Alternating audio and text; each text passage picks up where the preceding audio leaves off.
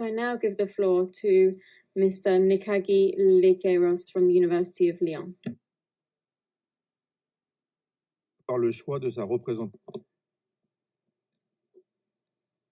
Western Sahara needs to choose its fate. It's crucial to underscore that Morocco's claim to Sahara is long-standing and constant and enjoys international support. A few months after its independence, when it gained its seat in the UN, Morocco underscored that Sahara had been granted to it by Spain. This historic event is not representative,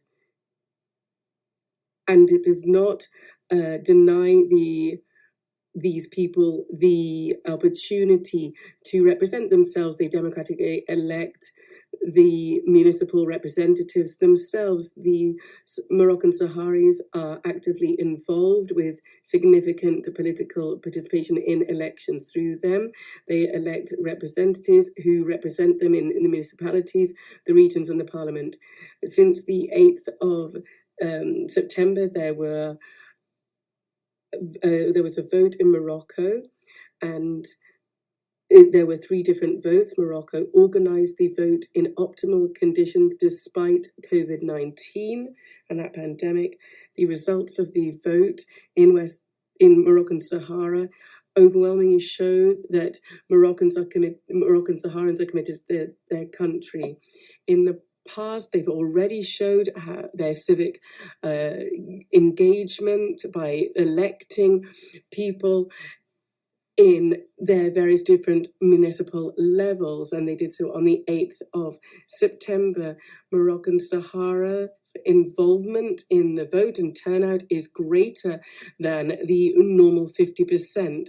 This great turnout shows that Moroccan Saharans are committed to the political process, and they are working towards this. The Sahara region has significant powers, enabling local management and local self-government. They are able to draft territorial policies through the Chamber of Councillors. This regionalization process is bearing fruit politically speaking, economically and socially speaking. When Morocco offers participative democracy to Moroccan Saharis, enabling them to fully enjoy their socio-economic and cultural rights, what alternative is the Polisario offering? The response is simple: none. They're just playing musical chairs. They eliminate potential levels. They show disdain for democracy and for political participation. As the recent SG's reports of the UN, humanitarian assistance in the Tindouf camp has been redistributed. There is a fallacious policy in place. They are seeking to destabilize the region. They are just talking about the past. They see there is no future in their policy. The people of Sahara have elected their own people. The UN has asked them to participate in the C24 for some years now. Thank you very much, madam. Muchísimas gracias por su... Thank you very much for your statement.